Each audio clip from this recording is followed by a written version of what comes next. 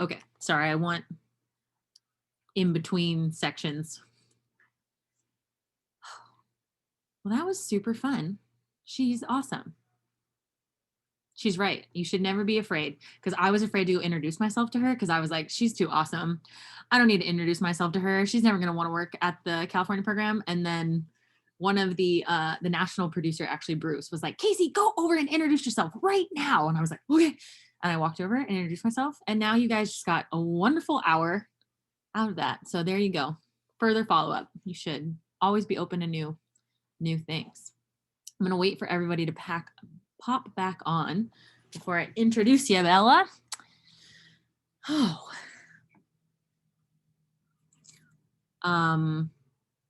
Does anyone have any questions for me while we are in between things?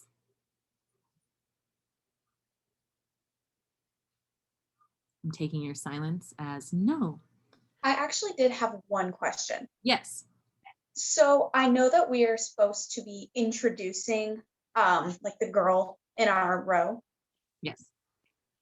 Is there any way we could get like the name pronunciation video sent to us? Okay, because I would feel absolutely terrible if I somehow made a mistake. No, and so that's why I told you now, because if you want to like reach out to me via email and be like, can I get this, I'm introducing this person. I didn't like, she put phonetic spelling in, but I feel like it might be wrong. Like, can I get, yes, that's why like I'm telling you now.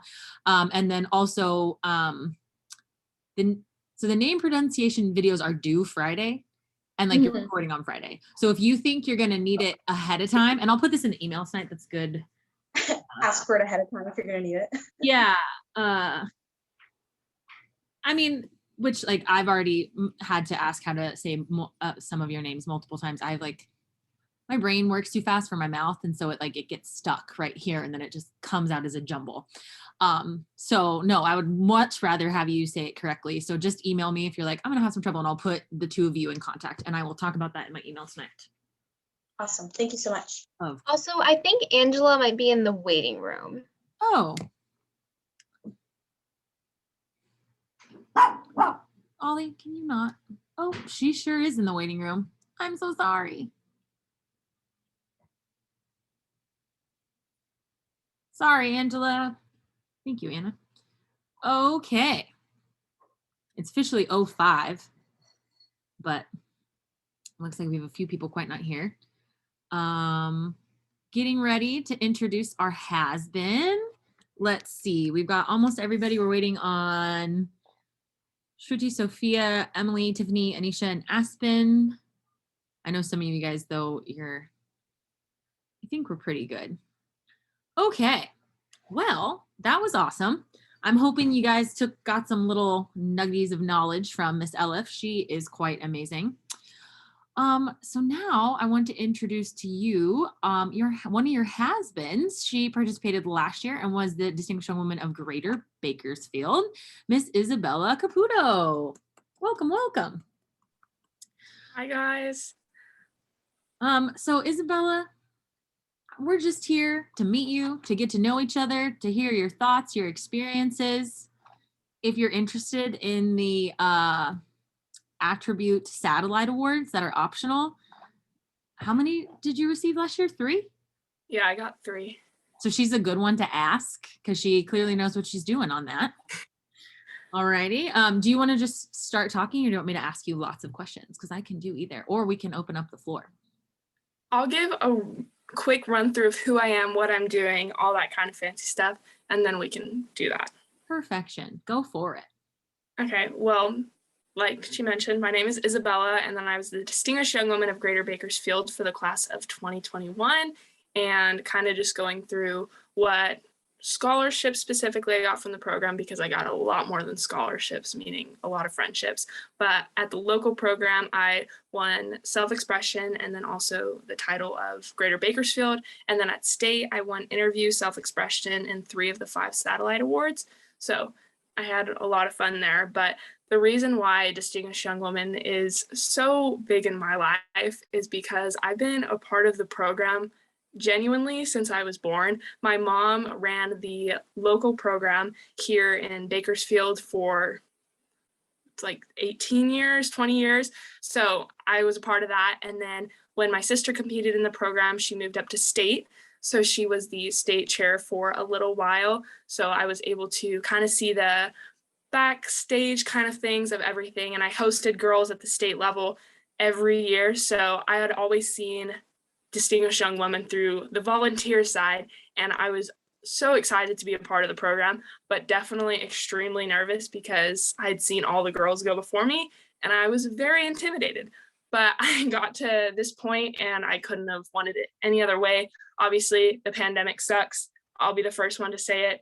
I know I've talked to Casey multiple times. It was not what either of us were expecting, but the fact that you guys are still able to talk like this is so incredible, because I've already talked to one of you and you guys have already said that you loved this so much and you're starting to meet people. And that is the whole point of the Distinguished Young Woman. So that's kind of my background. And then next year, or I guess this year, so the fall, I'm going to be attending Montana State University as a business major. So that's a little bit about me. Very exciting. I have so many questions for you. So first and foremost, I knew Isabella before she competed. And I remember one of the first things I knew about you is that you weren't going to participate in the program.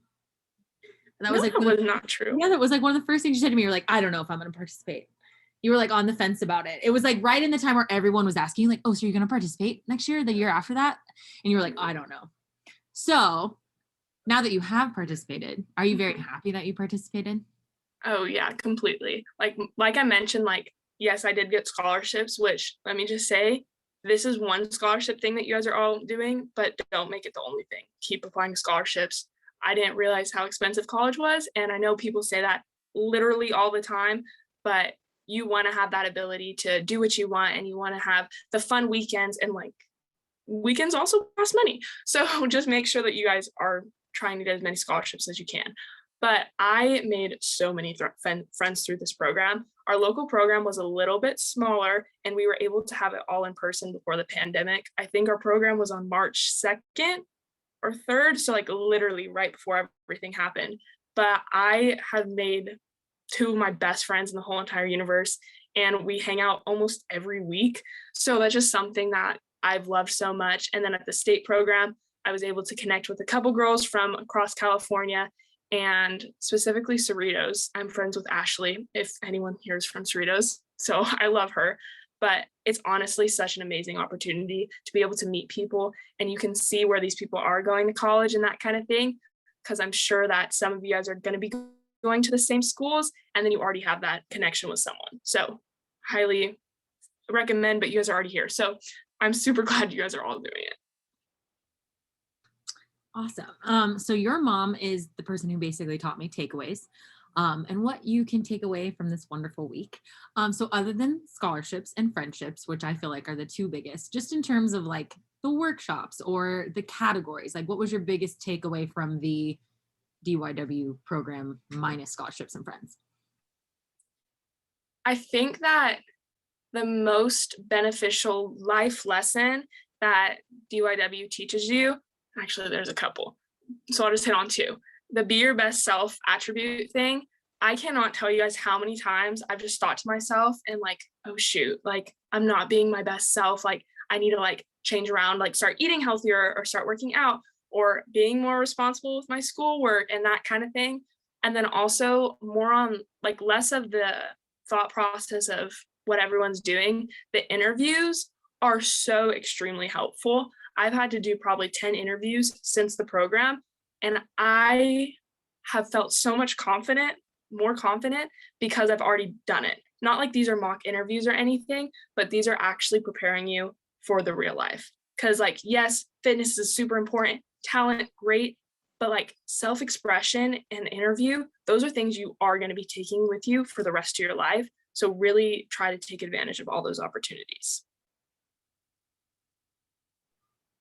Nice, very nice. So then preparing for a virtual state program, since you saw preparing for a regular program every year of your life and then got tossed the virtual program. So they're in the thick of it. They're getting a little bit different than you. They get a week, which Isabella was very instrumental in making me decide that you guys should really get to know each other in a week and not over 5 months. So kudos to her on that. You should all thank her for that. You are still there. It's kind of cutting out. How is it preparing for a virtual program? They have self-expression on Friday and interview on Saturday and Sunday. So any tips for them for the categories, but also in a virtual setting? Yeah. So you guys are going to be doing self-expression, filming, and interview through Zoom, correct? Okay. This is the biggest thing that I've had trouble with. You don't want to be looking at yourself when you're on the computer screen. I'm on my phone right now, so I'm really not doing well of this, but don't look at yourself. You want to make sure that you're looking straight into the camera, and that is going to be one of the hardest things that you're going to do because you're not used to that. You're used to just staring at yourself, but when you stare on to the camera, it actually creates that connection with either the judges or the audience or however that's going to go. Another thing I would say from just doing speech competitions through Zoom, make sure that you're interactive with what other people are saying. This is not going to be really anything with self-expression, but interviews, you can use this to your advantage. If someone asks you a question, don't just sit there like this. Like, be like, okay, cool. And also, you don't have to answer the question right away. If they ask, what's your favorite color? You don't have to just scream it out and be like, this is it. Take a second, breathe. My favorite color is yellow because it is super bright and fun, just like my personality. Something like that. Don't try to rush everything because especially on Zoom, you're going to feel more rushed and you're already going to be speaking fast. I'm speaking fast now because that's just what I do. So you want to make sure you slow down, but just breathe and take that second because no matter what happens, you're not going to be penalized for breathing for a second. So highly recommend doing that. You just made me think you guys almost have it easier because you're on computer screen. It could be like a glitch in the, like you could get asked like the hardest question ever and take like 2 seconds of just like, and no one would know because it's all online. It'd be different if you were in a room just standing there, but use that internet to your advantage. Get poised before your answers. Very good point, Isabella. I would not have thought of that. So then senior year, you're done. You graduated. Congratulations. Thank you. Any big tips on senior year, just in general? Having it be virtual, any advice, any just looking back? Yeah, I'm not sure how everyone's schooling is going to be next year. I'm assuming it's going to be kind of in person, but still very different. But I think the biggest thing that I've told anyone that's coming into high school, and I know you guys are going to be finishing up high school this next year, is don't let the moments go by. And I know it's so cliche. I will say so many cliches because of how true they are, but I will like dances. If you guys have an opportunity to do a dance, go to it. You're not going to be able to get that anymore. And hang out with your friends. Yes, you may be tired some weekends, but I am going to be saying goodbye to all my friends because no one's going to Montana with me. And it's going to be so much different. And I really wasn't able to hang out with them this past year because of the pandemic. So I really would just recommend everyone like pushing it, like make sure that you get all those relationships in because those are going to be the things that are going to be pushing you through college to make sure that when you come back for Christmas, you come in and meet them and stuff. And also don't let your academics slide. I know it's senior year and I know you'll be getting senioritis, but it's one last push. It's one last push and then you graduate and then you have the summer and then you can keep pushing after that. But just do this one last sprint out. Life is a marathon, not a race. So finish the marathon out. Nice. That's exactly what I would have said. And then this was just a great question that got asked last hour. So colleges, how many, or if you don't mind us asking, like how many did you apply to? What was that process like? Like, did you always want to go to Montana State or like, did you just end up there? What made you choose your major? Like kind of talk us through that. And are you worried about being so far away from home? Yes. Okay. So how I came about Montana, I applied to 13 schools and out of those 13, I was accepted into 10 of them. How I did applications and stuff, I am a very cheap person. I'll just say that. So I didn't want to pay for any application fees, which I didn't, so which is why I applied for so many schools. And I would just say the price tag on those application fees, yes, I understand, like some of them are very expensive, like $40 to $80. Completely understand that, but I completely regretted not doing those applications and not really having the schools that I wanted to go to. There was a couple points that I had that I wanted at school. I wanted athletics, good academics, and then also a good atmosphere at the school. I wanted it to be fun, but also focused around the schoolwork. By applying to the schools that were just free applications, I dismissed everything that I wanted and kind of just looked at that. So I would say make a short little list of things that you absolutely want. Do you want to live in a dorm? Do you want to have a good connection with your roommates? Do you want to be far from home? Do you want to be close to home? Just make 5 things on a list. And then from there, look at the schools. Looking at business and why I decided to choose that, I have been doing virtual enterprise for the past 2 years. So it kind of was just a pathway to continue my love for business. I think that's definitely different with everyone else. But if you guys do have questions about different majors, I can help with that, because I was thinking about maybe doing criminology and a couple of law or going into law enforcement, like that kind of stuff, but I can help with that. And then for Montana and why I picked it, I think that was the last place I applied to. And it was about 10 days before the applications were due. And I wasn't going to apply, but my parents had me apply because they saw the posters for it and they were like, just apply. We don't know what's going to happen. So I applied, and then I actually started looking into the school. And like I mentioned, I didn't look at the things that I wanted on my list. None of the schools I got into had athletics. They had athletics, but I want to do it in athletics. So I'm a little bratty, but it's whatever. So looking at Montana, they have the D1 athletics. I got accepted into their honors college. So I knew that I would be pushed in academics. And then also I wanted to get away from home. I didn't want to be in California. I like the mountains. I want to be in the snow. I don't like heat. If you guys don't know, Bakersfield is very hot. It's 100 every day in the summer. So I wanted to get away from that. And Montana was that option that hit all my bullet points. So I was able to choose Montana, and that's where I'm going. So I think the biggest thing is creating a list, even if it's a small list, of things that you want and you know you want, and go after those. Don't try to please other people. I know I was doing that with a couple things. It's your life, so make your own decisions for it. But by all means, get help, but don't let them decide for you. Love that. Okay. I'm trying to think of things. Sorry, I'm like thinking about No, you're good. Questions that I need to ask you.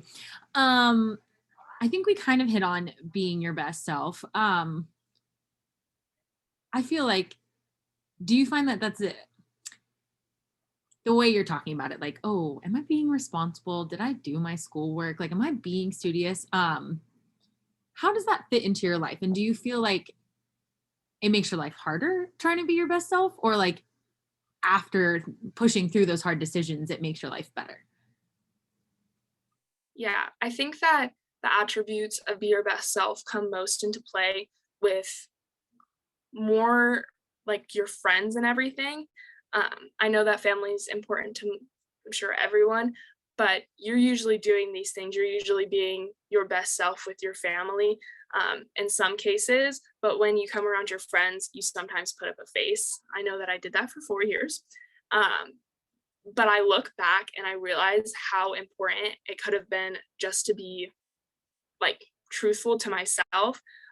I know high school is crazy with parties and everything, and you guys do what you want to do, but be responsible, be healthy, don't do things that are going to be bad for you in the future, be studious, don't let your schoolwork drop if you're doing those things, and just in general, because I know that even with sports and stuff, I was at school from 6:30 a.m. to 6:30 p.m. every day. And there was a lot of times where I did not want to do any of my schoolwork, and I didn't want to set the goals for myself and be ambitious. But I personally think that the best way to look at your life is just be ambitious, because in each of that things, you can cross off health, you can cross off studious, you can cross off responsibility. So if you just set the goals, I've already said this, like I'm someone that has a planner written out for every hour of every single day, and that's just my kind of type. But that doesn't have to be you. You don't have to be the hour every single day. But if you even set like one goal for yourself this week, like I want to make my bed every single day this week. I don't know why, but that is the number one highly recommended thing I would say to do, because it already makes you feel like you're accomplishing so much and it starts your day off amazing. And I know I'm rambling because that's also what I do, but I think the most important thing about the be your best self attributes is to not just say you're doing them, but actually follow through. Awesome. Any other imparting wisdom or things that you think the class of 2022 should know? Otherwise, I will open it up to questions, or you can just get to know them. I don't know. I've definitely rambled a lot. So, and I'm sure you guys been hearing people talk the whole time. So I don't want to take too much of your time. If you guys do have questions, I do want to answer those. But I think the most important thing is just go for it. In every situation, you're going to have to take a leap of faith. In making my college decision, I'm having to take that leap of faith in moving away from home, not being with my family every single day, and living on my own. And I think that's the best thing for me. But when you take that leap of faith, know that you're not, like, you should not be doing it for someone else. Like, do it so it improves you, because the worst thing that can happen if you take that step forward is you just have to take one step back. But if you don't do it, you can regret it for even longer. But you can never regret the things that you did, if that makes any sense. So just do everything you can and everything that you want to do, and then you won't have any regrets, because you don't want to be regretful of your life. I love that. And I'll just add to that, since it's kind of right on that. My best friend and I were like born a month apart. We've been best friends since 6th grade. We do everything together. She really focused on herself throughout college and her 20s. She is now, we're both the same age, we're both 30. She teaches internationally. She makes over $6,000 a year. She owns her own house. She is killing it. I love her. She's amazing. I didn't focus on myself so much in my high school, college, and 20s. I really focused on other people. I was always trying to make other people's lives better, but not, which is great. But I didn't start with myself. I wasn't making sure I was my best self and then that everyone else was awesome. I just was like only focused on other people. And don't get me wrong, I'm now 30 and very, very, very happy. But I look back and I'm like, wow, I probably could have gotten here a lot faster, or like also own my own home, or also be making 6 figures a year. But I did not really put myself first and trying to be my best self first, which I think is a very good point. Very good point. So that's awesome. All right, ladies, any questions for your has-been? Or honestly, these can be very silly questions. Like, are you dying to know what sport she plays since she's such a picky sport player? Like little things. I had a question. I was wondering, so I know we talked a lot about being ambitious and being your best self. What motivates you to actually be your best self? You guys are good at these questions. I know that was the first one, but what actually pushes me? I am someone that is my harshest critic. I'm sure a bunch of you are the same way. So I usually am my worst enemy. So I am overly ambitious, which I think is one of the things I am working on. So I over push myself. I think the most important thing to being able to set those goals and reaching them is telling people along the way. Because for me, I was always setting very unachievable goals when I was younger, and I just kept pushing them and really beating myself up. But after like talking with my sister and my friends, they kind of held me accountable and made sure that I wasn't just focusing on making sure I get an A on the test. Because let me just tell you, there was a couple times where I got like a 92 on a test, and I would completely beat myself up for it for like the next week. And the biggest advice my mom said is an A is an A, and don't worry about it. So being ambitious, I'm sure a bunch of you are going to be your harshest critic, but make sure that you tell people along the way, so they're making sure that you're not beating yourself up, because you want to be able to get to the goal you want, and you want to be able to keep going after that. But you don't want to be stuck trying to reach one goal and then you can never get anything after that. So definitely have people along the way keeping you accountable, and I think that'll help you the best. So do you have any tips on, oh, sorry. Sorry, you go first. Do you have any tips on how to win the satellite awards? Yeah, so for the satellite awards, I think the biggest thing that I did is I spent time on them.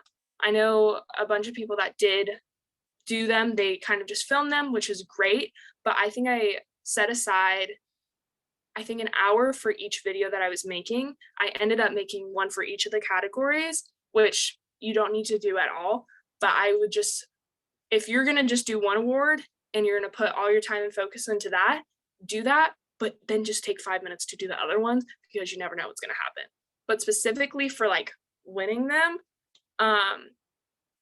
set aside time. I know that with my videos, I did do a couple edits, meaning like I just mixed different clips together and didn't just make it fully educational, but I kind of made it fun as well. So I tried not to just be very straightforward and read off my notes page and like do all that. I just wanted to make them I wanted to show them that what I learned, I'm actually learning and I'm not just reading off a piece of paper, which is kind of confusing, but the information that you're sharing to them is stuff that you actually want to believe in and trust in, and like stuff that you're going to be doing every day. So I would just say, if you're going to do them, set aside time to do them and just put your full effort into them. And if any of you were thinking maybe I won't do the satellite awards, take an hour of your time, just film 5 videos, and trust me, like I think it'll be the best decision because you never know what's going to happen. And if that didn't answer your question, ask something again because I probably didn't answer it correctly.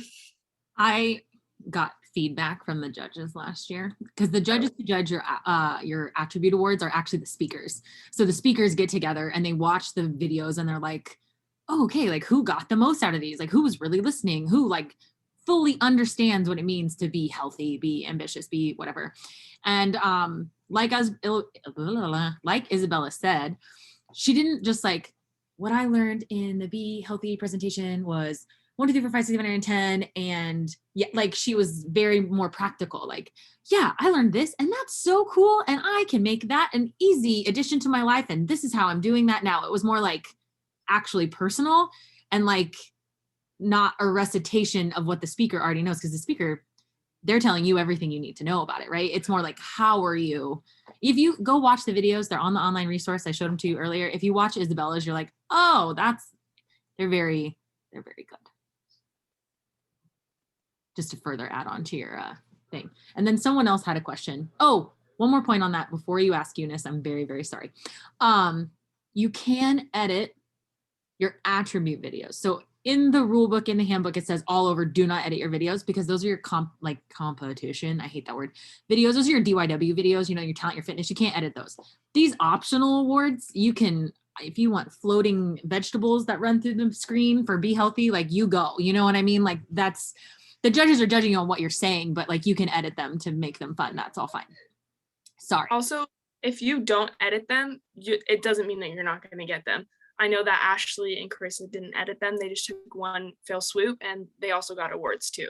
So don't feel like you have to completely overdo it, because if you're not good at editing, that's completely fine. You don't need to. It's just something that I had time for, so I did. But if you guys don't have time for, you don't know how to do, don't worry about it. And I will also say she wasn't the only person who edited her video. So it's not like, oh, if you edit them, you'll win. Like she just edited them to enhance what she was saying is what I'm trying to get at you.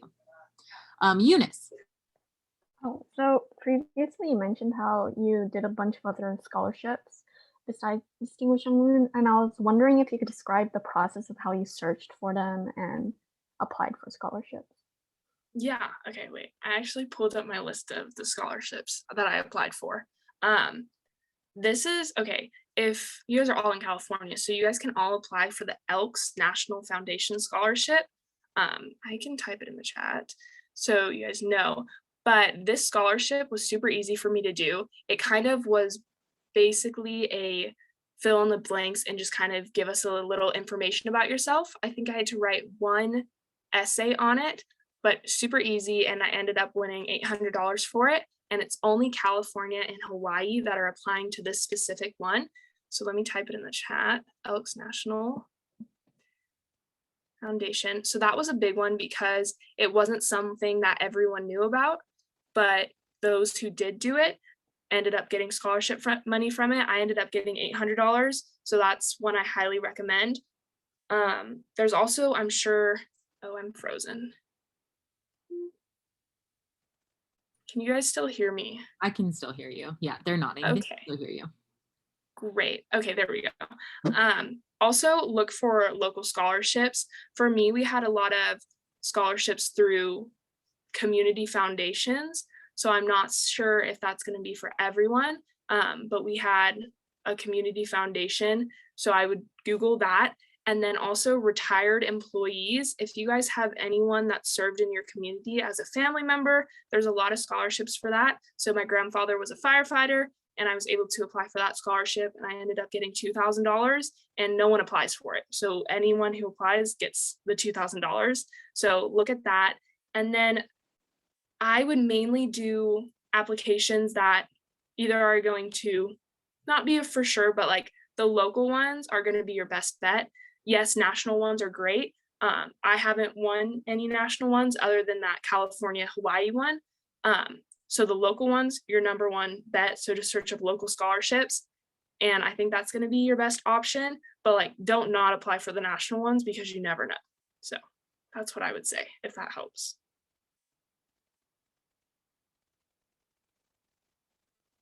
I have a question about applying to colleges. So you applied to 13, which is a lot, but like, I feel like that's kind of normal now. A lot of people do that. So how did you juggle, like, I feel like these next couple months are going to be kind of crazy. Like, how did you juggle school and also trying to like hang out with your friends as much as possible and all that at the same time?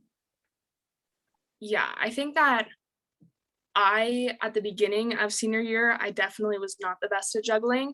I kind of focused more mainly on myself, which that allowed me to then hang out with my friends later.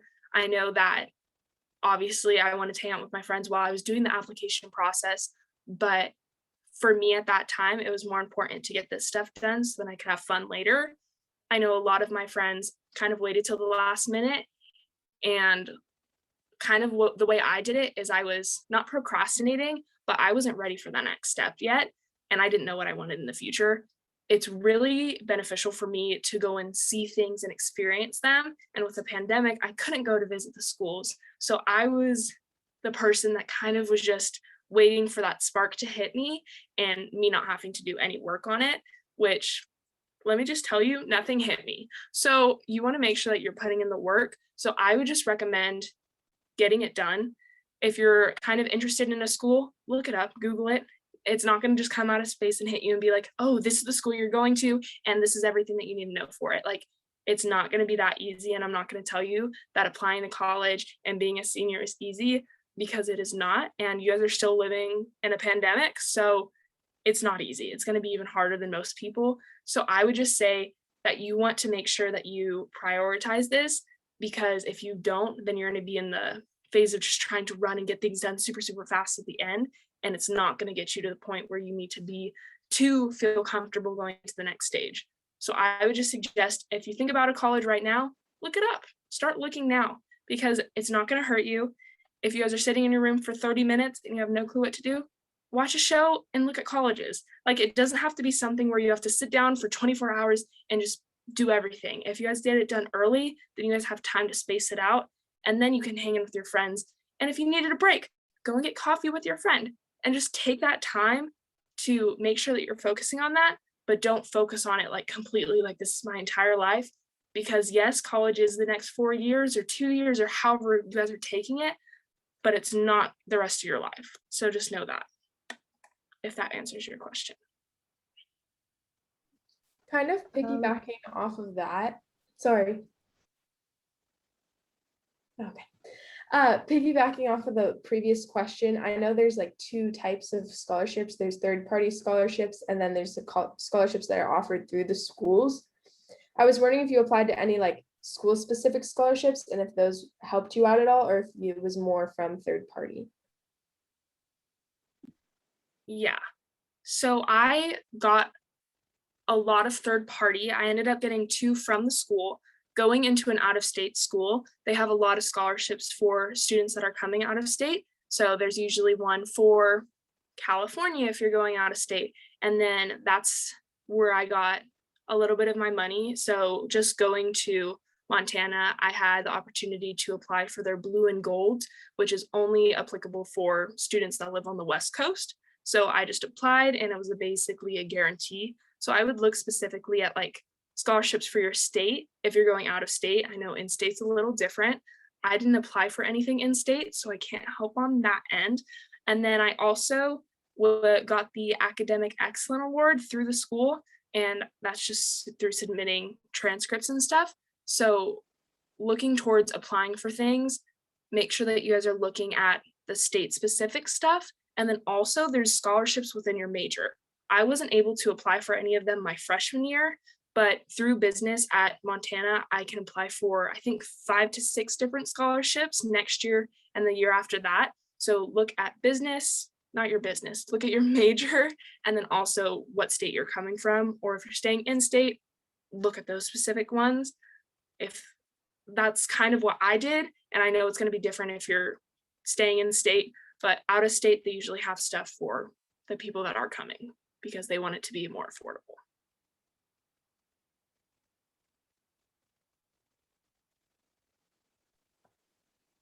I want to ask, so when did you know that you wanted to major in business? So my junior year, before that, I had already kind of started my own business.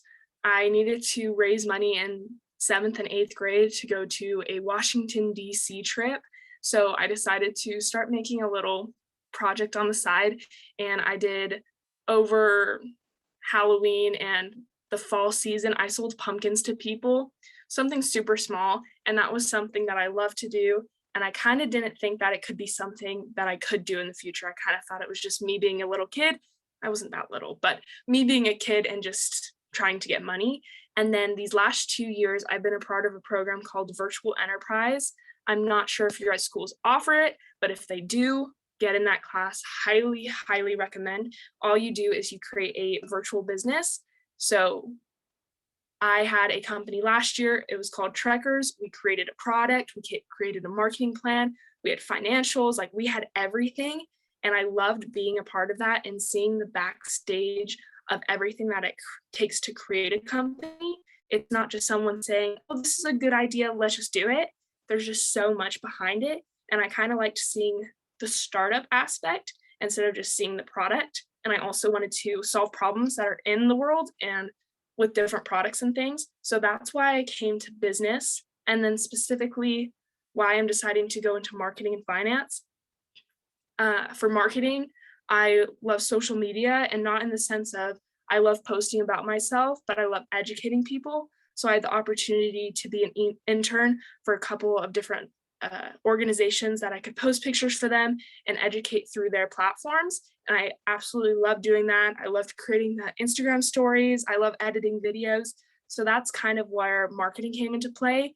And I kind of just knew that I love doing that. So if I love doing that now, then I want to do it in the future, that kind of thing. When you were looking up information about colleges for schools, how did exactly, like, what websites did you exactly look at? Because whenever I try to like find more information about like colleges or whatever, especially because it's online and we can't like visit any of the schools, it's like I don't necessarily know like which website to check out, like the school website, because then they're just kind of like promoting themselves, or like the other websites that are talking about some stuff. So yeah. Okay, so for me, the first things that I did is I looked at a website called Unigo, UNIGO, and then I looked at the specific school through that. What Unigo does is it basically shows you different things that students they take surveys and then they go into the school. So a big part of Unigo is they have, what's the sports culture like is drugs active on campus? Is alcohol active? How can you speak to your teachers? Is it regular, or is it kind of hard to speak to them? How close are the students? What's the student to faculty ratio? So number one, I would say Unigo, and that has helped me out so much. But then also, if you want to see the campus and kind of get that on-campus vibes, I would not suggest looking at anything the school offers. And I know that sounds really weird, but they are showing you what they want you to see.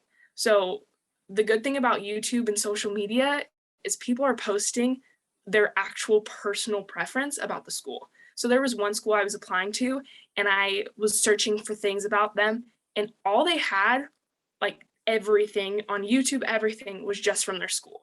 And because I couldn't find anything about someone actually like saying a pro or a con about, I personally wasn't into that school because I just felt like there was like nothing wrong about the school, which is completely false. There's something wrong about every school you go to. And I wanted someone to actually be real and upfront and just be like, sometimes this teacher specifically, like they just don't really care about their students. Something like that actually made me feel like the student population wasn't going to just lie to me and just be so happy and like, like that camp counselor vibe, just always like, oh, this is great and everything's perfect here, because it's not. So definitely recommend Unigo, and then looking on YouTube and actually seeing what real students think about the experience. And you'll pretty much get a good taste through there. And if you're still not, try to connect with someone that has gone to the school and just set up a call with them. The great thing about Distinguished Young Women is there is almost a person that's gone to so many different schools, whether they're from the California program or they're from the Alabama program. I can almost guarantee that there's someone at a school that you're looking at, and all you have to do is just ask. So you may not know, but I know LinkedIn, I don't know if you're going to be talking about that at all, but that's something I highly recommend signing up for, because there's a whole Distinguished Young Woman portal that you can look at, and you can just see people that have participated in the program and what school they're going to. So say you're interested in Montana, you could look at Montana and you could look at DYW and you could see that I'm going there, and then you can connect with them. And that is something I highly recommend. I did it for a couple schools and I was able to see if the atmosphere was right for me. So that's what I would say to do, and I hope that helps. That's great advice, especially in this virtual era. That's fantastic. Any other questions? Oh, real quick, do you regret not applying to any schools in California? Because I thought about not applying anywhere in California, but now I feel like maybe I need some kind of like diversity in there. Yes and no. So all my friends are going to schools in California, which that is what they wanted to do. And I think at that moment when people were starting to decide what schools they were going to, I had always just said, oh, I want to be different and I want to go outside the state. Like, I don't want to be in California. And after that, I realized that I didn't even give myself the option to go to a school in California. I already automatically said no before I even looked into any. And I'm so excited to go to Montana, but I think I would have loved the opportunity to stay in state and kind of get those connections with my friends still, but not going so far away from home. So I would say don't completely disregard it. It can definitely not be your favorite choice, but it's at least a choice. I didn't even have that option to make it a choice because I said no. So I would at least look. I didn't even look. So do that first, and then you can take the steps whether or not you want to apply. Because if the school's not right for you, don't apply. But I didn't even give myself the choice. So yeah, I do regret that. Again, saying that something that I didn't do, I regret more than something I did do. So don't regret things and just shoot your shot.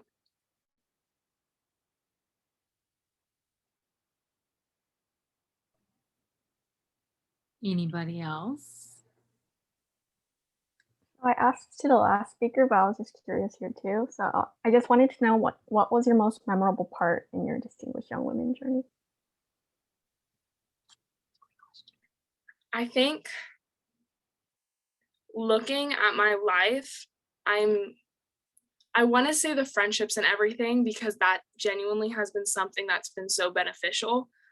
For my local program specifically, I had the opportunity to meet girls that weren't from my school, And I saw the benefits of that because I didn't have to, if I was having a rough day at school and my friends were not being the best people in the world, I couldn't obviously talk to those friends about it because telling them that I'm super, super mad at them was just not my personality. I just like not no confrontation. So I truly loved being able to speak with other people and kind of getting their outside perspective from the situation. But looking into the future, obviously those friendships are super important. But I think that the public speaking and being able to connect with people is the number one thing, because you guys obviously have it so much harder with everything being online. So you just doing this online and just talking to each other, it's going to be so much easier when you get in person. But connections are so important. I connected through Casey through this program, and now I can talk to her and ask for advice. But if I didn't do the program, then I wouldn't have that opportunity. So I would definitely say connections are the best thing. And I know you guys are going to be talking to a bunch of different speakers this week. And these speakers aren't here just to talk to you for an hour. They're there to actually help you. I've reached out to, I think, all of them and just asked them even the smallest question, or just been like, thank you so much for talking to me. And they automatically respond back, let me know if you have any other questions. Like, they genuinely want to be here to help. So don't be afraid to ask for that help and make that connection when you need it. So connections, connections, connections.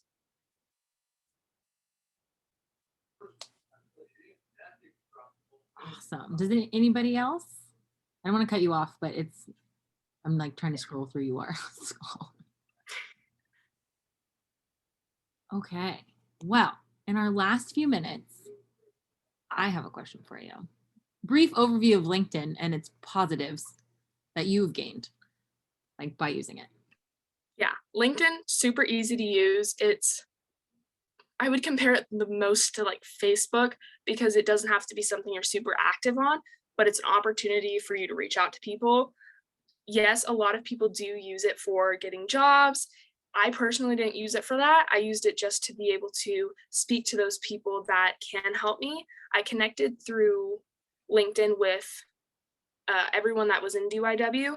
So I had more of that professional relationship with them instead of just that texting relationship.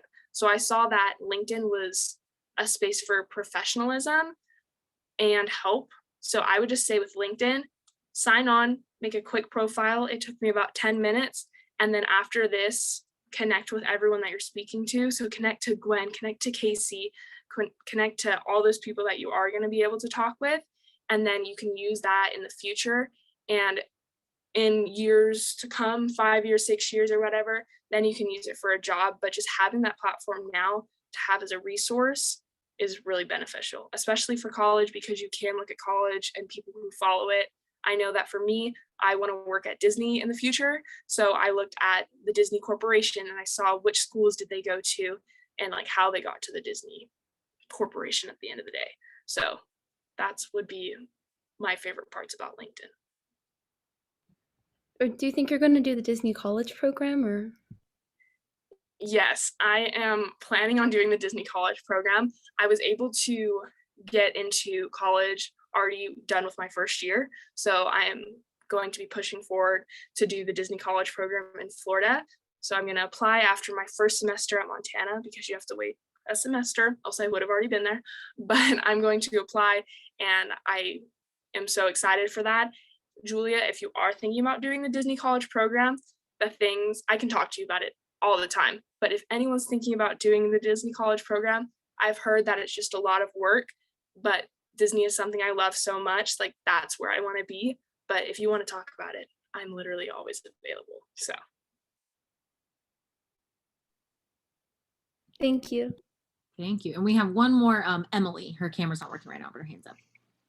Yeah, so I was wondering, you talked a lot about like LinkedIn, and I do like currently have a LinkedIn, but I was wondering, like sometimes when you scroll on the front page, there's like a lot of posts by other people, and I think it's inevitable to like compare yourself to other people, and then like, you know, like look at the achievements other people have, and then make yourself in a way feel like quote unquote like inferior to them. So I was just wondering, do you have any advice on like how to really I guess stay true to yourself and not or try not to like really get these comparisons into your head?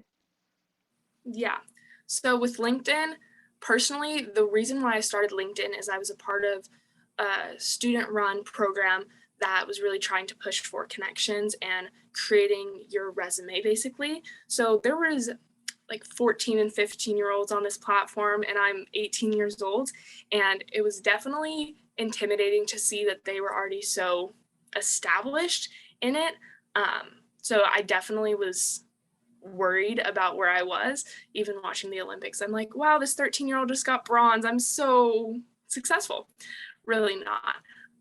But I would say that comparison, you don't want to do that. But looking at someone else to try to improve yourself, I think that's fine. Like, so I'll say I've always had a academic rivalry with one of my friends, and I never looked at it in a negative light. I always looked like she was pushing me to be harder and better at something, and I was doing the same for her. So yes, comparison, don't compare yourself to someone else. Don't be like, oh, they have this, I don't have it. If you want that, go and get it. Don't try to look at them and be like, oh, they're the only one that can do that. Yeah, they might have already done it, but who's to say you can't? So whenever someone asks me about comparison, I don't look at it as comparison, like comparing yourself to them. It's just looking at it, oh, they have that. That's super cool. That's what I want to go and do. So that's how I kind of look at it, instead of looking, oh, I kind of suck, I don't do that. Just do it. If you want to, go for it. No one's going to stop you except for yourself. So Makes that's what sense. I would Thank say. you. Yeah. Awesome. Well, very awesome. And I think to that point, we all have different things that we can offer. So obviously it's like just a little different. Like, no joke, I get to talk to you all every year, and every year I'm like, what did I do? Like, I wasn't this great when I was like, I'm still not this great. Like, what am I doing? But then I've come to realize over the years that what I do is I put together this program so you guys get to do this and then go do amazing things in the future. I might not be doing one of those amazing things, but I'm helping by like putting on this program. So I don't really feel like, oh, I didn't do that anymore. Like when I watch your perfect talents or you see your perfect SAT scores, I don't like feel bad anymore. I'm just like, wow, I'm facilitating a great program to let all these other young ladies shine. So yeah, if you see the 13-year-old on the Olympics, like that's great, but we're supporting her, and with no one to watch her, she'd be nothing. You know what I mean? Like she'd be herself, but she would, you know what I mean? We all play our part. Like you wanted to be famous at the Olympics, we're giving you the spectators. Like we all have a part. So sometimes don't compare yourself to others. It's just like, well, what am I doing? That's also awesome. Well, Miss Isabella, do you have any final closing thoughts as we near the end here? I would just love to say I love talking to all you guys, and I know it was a lot of just me talking, but I do want to get to know you guys. So if you do have questions, or if you want to talk, or if you need help filming one of your attribute awards, I can help. I can be there to support you, give you tips. This was only an hour of my time, and I kind of just hit random things. So if you have something specific you want to talk about, I genuinely do want to hear about your life. If you have a question about college or anything and you just want someone to talk to and just have someone to backward things off of, would love to be a part of that, because this program has been so beneficial for me, and I want to be able to give that same thing back to you guys. So genuinely, please reach out. Like, you will not be bothering me, even if you're scared to reach out or if you really don't know what to ask me. I just would love to talk to all you guys and actually get to meet you and help any way I can. Would you like to put your preferred method of contact in the chat? Oh yeah, I can do that. I think that you guys all have my phone number because I sent you guys stuff in the mail. But if you guys don't, I'm going to put it in the chat. This is easiest for me to first get in contact with you guys. After we text, we can either move to Snapchat, Instagram, email, whatever's your preference, but that'll probably be the best way to contact me, and I'll answer first, and then we can figure all that out. Awesome. Well, thank you very much. Is there any other questions or anything you want to say, Isabella? Or are we? I think I'm good, and I will be seeing you guys on Thursday too. So this is not the last time you'll be seeing me. I know you guys are so excited, but I'm really just take everything that you guys can and don't have any regrets. So just do everything you can to get there. And you guys have already taken a huge step by just doing this program. I know so many people that didn't even try it because they didn't want to get in front of people, or they didn't want to take the time, and you guys are doing that. So just know that you guys are still killing it where you guys are at, even if you might not think that every day, but you are, and I'm here to tell you that. Awesome. Well, thank you so much, Isabella. We will Bye, see guys. you Thursday. Thank you for all this wisdom. And ladies, her number's in the chat. I highly recommend reaching out. Bye, guys. Have a good day. Thank you. Bye. All righty, everyone. It is now time to turn a little bit, and now we are going to chat with the Distinguished Young Woman of California for the class of 2021, Miss Skyla Nelson. Welcome, welcome. Hi, guys. Is everyone here? Is that kind of how this has been working for the most part? We actually have 34 participants, which is great. But we have, conflicts. So this is our group for this evening, but I'm filming this, and then I will send it out to everybody tonight. So if they didn't get to meet you today, that they'll get to meet you in a video tonight. Okay, perfect. I didn't know everyone was going to be here beforehand. I was looking at the schedule and didn't know what was happening, but this is so cool. I have a little, I don't want to say activity, but something that we were going to kind of do at the end of this. So if you can, just maybe take a minute. I was going to do this when people were coming in, so I guess it's a little different, but just grab like notebook paper and a pen if you can.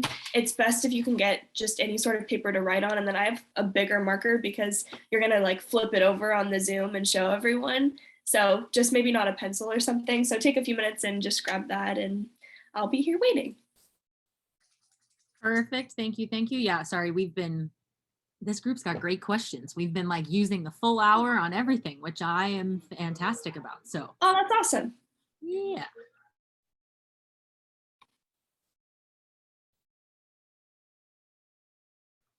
My dog is right here, just trying to bark at every moment. So that's why my dogs could end up barking too. So just if you hear little yaps in the back, those are my two dogs.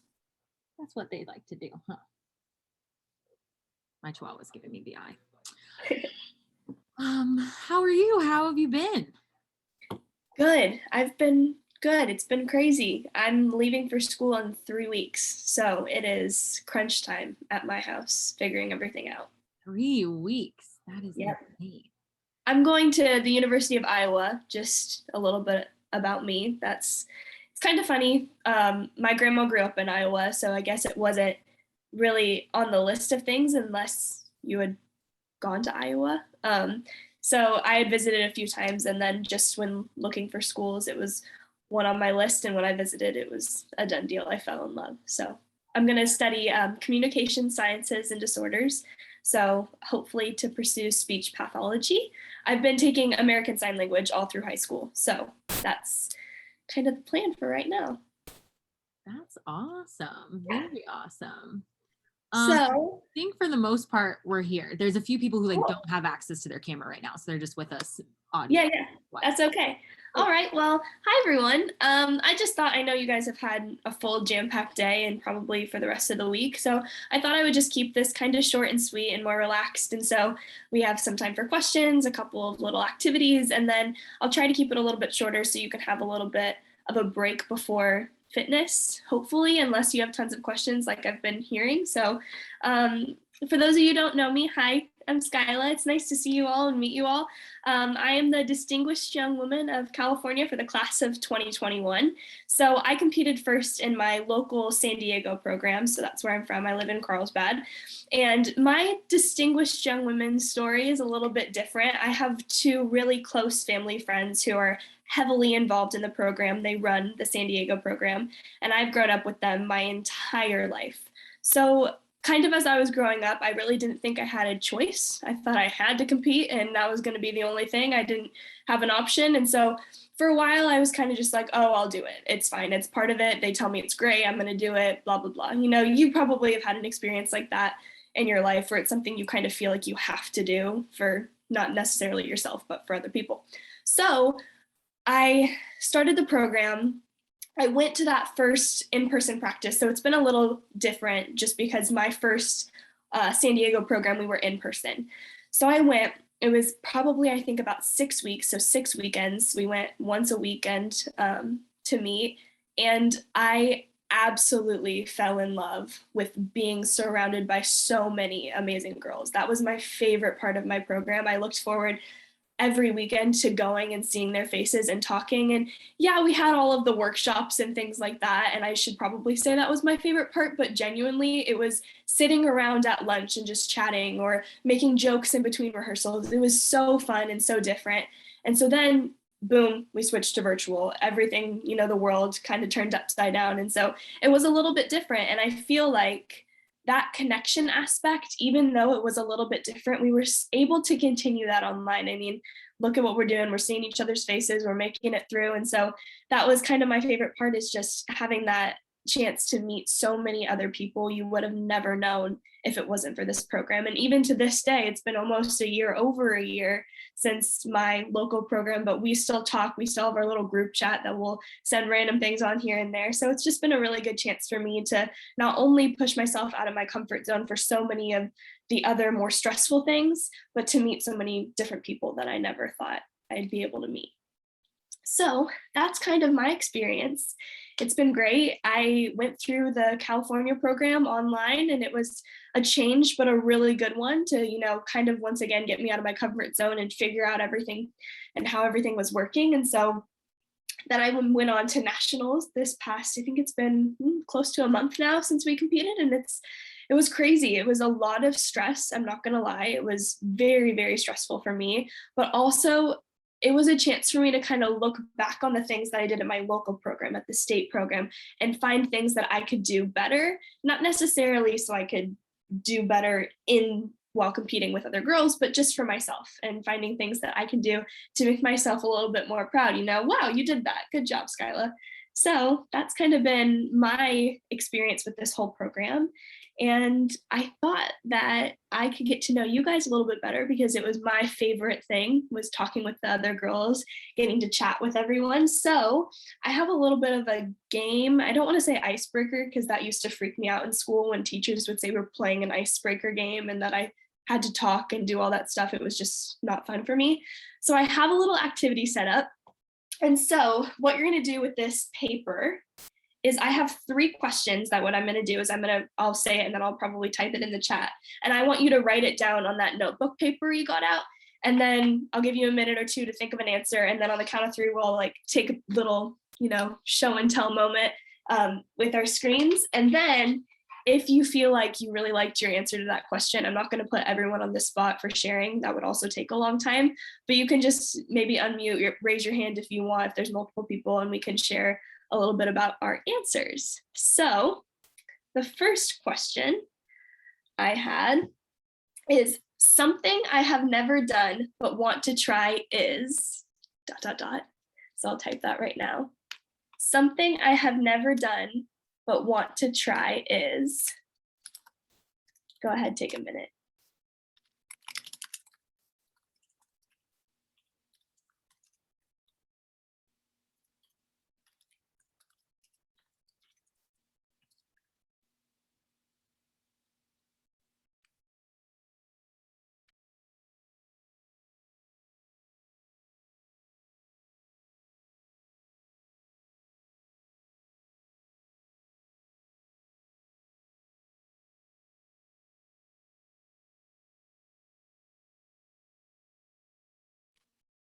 All right, maybe 20 more seconds. I'm seeing faces look up from writing, so that's a good sign.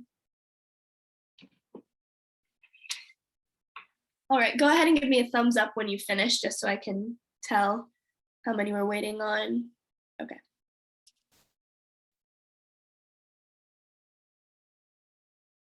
All right, maybe like 10 more seconds. Okay, I think we're ready. So I'm gonna go 3, 2, 1, and we're gonna hold it up to the screen and flip it around. Ready? 3, 2, 1. Oh, cool. I'm reading them all right now. All right, so I'll go first in sharing. My thing I've never done but want to try is flying on a plane by myself. My family has been huge travelers, and so we've done a ton of travel, and I just got back a couple of days ago from a trip to Hawaii with my friends before we all go to school. And I had this moment when I was in the airport without my parents and without my friends, when I was like walking to the bathroom or something. I don't remember what I was doing. And I was like, wow, I've never been on a plane by myself. And I also realized that I'm probably going to be doing that a lot, flying in and out of Iowa and coming back and everything. And I had a moment where it kind of scared me, but I'm excited to try it and do it and figure it out. So that's kind of my thing. So if you guys just want to unmute, if you want to share, you go ahead and do that. And then we'll chat a little bit and move on to the next question. I'd like to go. Can I also. go? Oh, well, is it okay if I go? Yeah, sure. Go ahead. Okay, so I actually saw a few people put this, but I'm gonna say it. I really want to try skydiving. So I sat there when you asked the question and I was like, personally, I've done a lot of things. So I was like, what do I want to do? I've done like everything I've ever wanted to do. But I remember when I was younger, one of my science teachers, she was really good. She was like, okay, guys, we're going to go on a skydiving trip. And in my head, we were going skydiving. Like I know we were going. So I was all excited. We showed up and we just watched the skydivers. And I kept talking to people and I was like, oh, can you take me up there real fast? Like, it won't even be anything. And it was a joke. But like, I know I want to try so bad, but I know I'm going to get up in that plane. I know I'm going to look down and be like, okay, this is a little high. But I still really want to try it. And I think it's pretty cool that there's a lot of people that want to try it too. And we can all do it together and it will be fun and nobody's afraid of heights. And yeah. I was kind of surprised that so many of you wanted to skydive. That one of my best friends, she's always said that she wants to do it, and she turned 18 and she's like, I'm going to do it before I go to school. And I like to think I'd want to do that, but I kind of don't know. Yeah. Anyway. All right. Someone else wants to share maybe?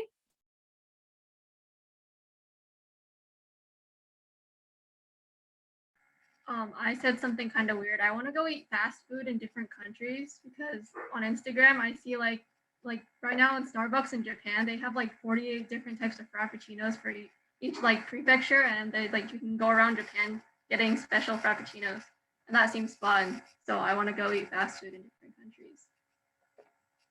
That's really, I didn't think of that. That's really interesting. You know what?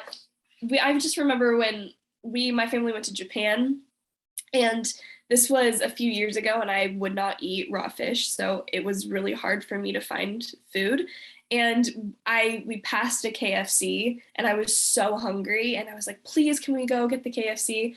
And I don't know what kind of chicken it was, but it grossed me out so badly just to think how different food is there. I mean, I expected like the popcorn chicken that I can get down the street, and that was not it. So very cool, very interesting. I think just for the sake of time, I'll move on to the next question. So question number 2, something in your life or the world around you that is currently changing.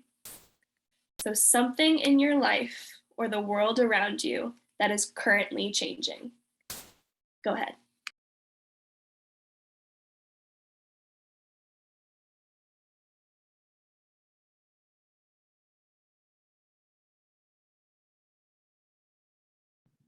Sorry, can you repeat that? Yep. So it's something in your life or the world around you that is currently changing.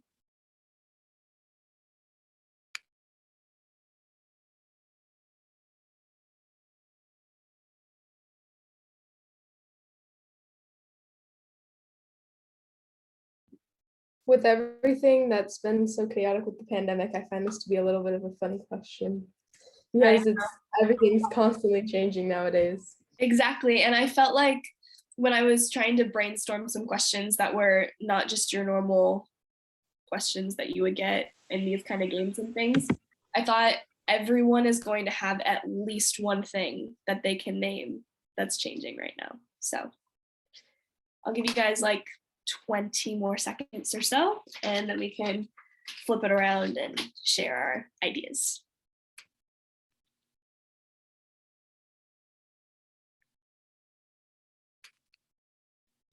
All right. Just give me a thumbs up like last time when you finished. And oh, cool. Okay. So on the count of 3, we will flip it over. Here we go. 3, 2, 1.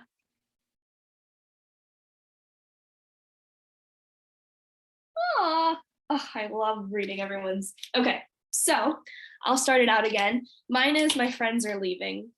It's pretty sad to think about all of us going away and then it being a long time before we come back together. And especially because it's only 3 weeks for me, I have just everyone talking about leaving is a little bit different. And it's kind of uncomfortable for me just because my friends are kind of like my safety blanket. It just feels wherever I am with them, I feel fine and I feel grounded. And I think the idea of leaving without my friends is a little bit scary. So that's my biggest thing right now that I feel like is changing the most in my life. And I mean, besides the obvious, like going to school and being in a different state, but just not being with my friends is going to be hard. So, someone want to start us off? I'd like to. I said the biggest thing changing is my teeth, actually. I didn't start DYW with a gap tooth. I actually had jaw surgery and I had an expander drilled into the roof of my mouth. So throughout this whole process, I've been going to the ortho and I've been expanding my jaw. So my teeth have shifted a lot and it's been kind of hard to like eat and talk. But that's definitely the biggest change and I can't wait until I get it out. I want it out already. But yeah, that's a huge change for me. Wow, that's a lot. When I got my wisdom teeth out, I thought I was dying. Just my mouth hurts so badly.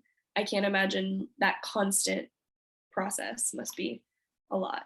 But I'm sure it's all going to be worth it in the end.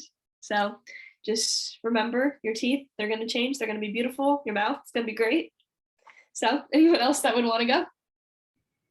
I put my perspective on school just because like junior year, I like burn myself out. And I feel like this is a Zoom of a lot of hardworking ladies. So you probably have experienced this or you have at some point, if you took an AP test or just or in any classes at all, if you're like trying to get good grades for college, like I just got this thing in my head and I worked so hard and it paid off, but it was like, that was not the proper way to go about it. And I would beat myself up about it. So like going into senior year, I'm trying not to get senioritis. I'm trying not to burn myself out and I'm trying to like find my happy medium. So that's what's changing for me right now. Oh, thank you for the snaps. I love that. That's cool. I fully agree with that. And I like that one. And it's junior and senior year are kind of hard. Senioritis is inevitable. And I was online for my entire senior year and that amount, my teachers had said they'd never seen senioritis worse than our class. It was a lot. I feel like just how you said, we're a group of very similar minds and we all have that same sort of similar attitude towards school and wanting to do our best and constantly work hard. And a lot of that can, cross the line a little bit sometimes and become overworking and overstressing yourself out. And I kind of feel like a hypocrite talking about this just because it's like in my bones just how much of a stressor I am. And so I guess my biggest piece of advice for all of us, if we're built kind of similarly, is just the more calm you are, the better things are in the end. I have learned that so much this past year that being calm helps my perspective so much on everything, whether it was DYW or school, but just taking that step back and trying to be collected and a little bit more calm helps your perspective on a lot of things. So, all right, does someone else want to go and share? I feel like we have a lot of people who want to share in this group.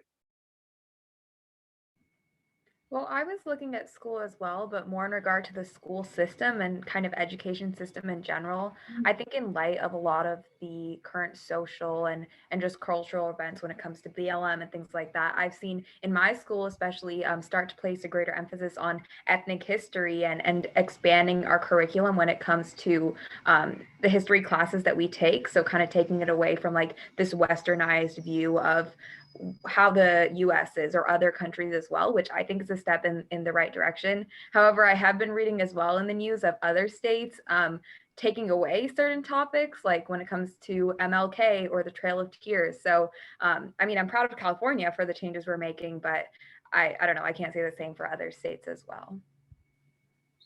Yeah, I really do agree with you that we're taking steps in the right direction. And I also really I'm a big believer in school doesn't have to be one method, that there's so many other ways for us to learn. And I feel like especially our age group of kids has really grabbed onto that idea and found different ways to learn about so many aspects of history. So I feel like that's it's a bright side in our crazy school years that we've had in the past few years, just how many different ways we're able to learn and how many different things that we're learning about that we didn't necessarily learn before. So I like that. All right, I feel like maybe one more and then I can go on to my last question. Anyone else want to share for this one?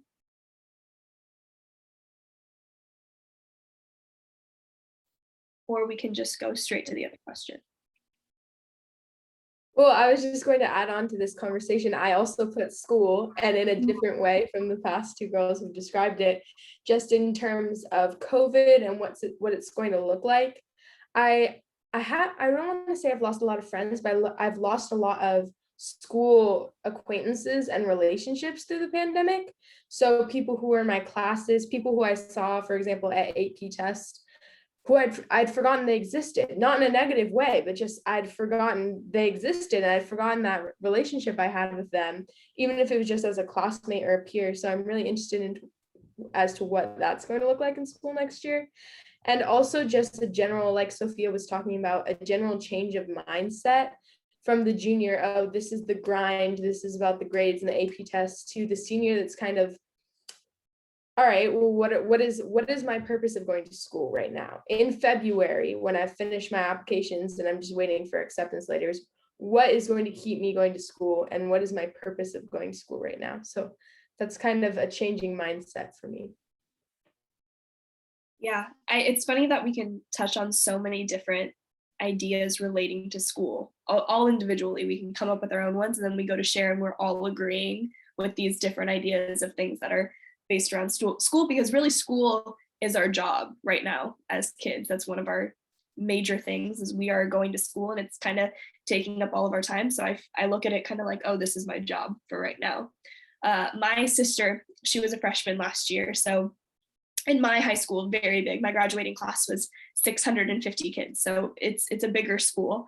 And she felt the same thing with friends, that it was really hard to meet those just, friendly faces in classes. And I was talking to her just a few weeks ago about how different it's going to be when she goes back to school and she finds kids with, within her classes that she can talk to and just connect to. And even if they're not your best friends, not kids you would necessarily hang out with outside of school, but just getting that social interaction and the fun and the better atmosphere that you get when you're in a class with kids that you know and that are friendly faces, it changes everything. So yeah, I'm with you. I'm interested to see how her school year next year kind of changes when she has those familiar faces in her classes.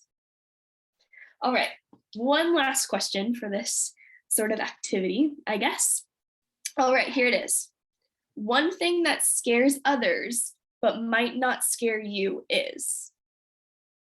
So one thing that scares others but might not scare you is.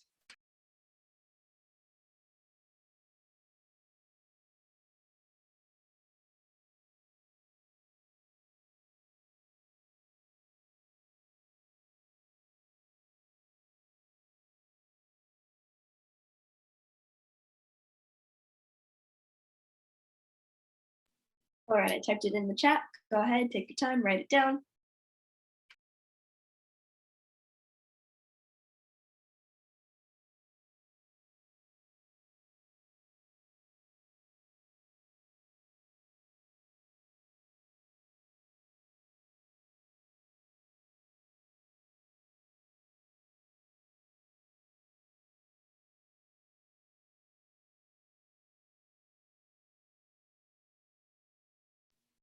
All right, that same thing, just give me a thumbs up when you're ready and we'll move on. Okay, cool. So I'm gonna count down one last time and then we'll share. All right, here we go. 3, 2, 1. Oh, you guys were a lot more deep than I was. I wrote bugs. Bugs have never scared me. And we went to Australia a couple of times, and after seeing the bugs there that are massive, spiders don't really scare me, bugs don't really scare me. I don't like birds. Birds, not my thing. I don't like any sort of birds, little birds, medium birds, big birds. Not it, not my thing. But my friends always ask me to kill bugs when we're around them. So that was mine. Now let's move past Skyla's shallow answer of bugs and get into the deeper stuff that all of you wrote down. Okay. So anyone want to share?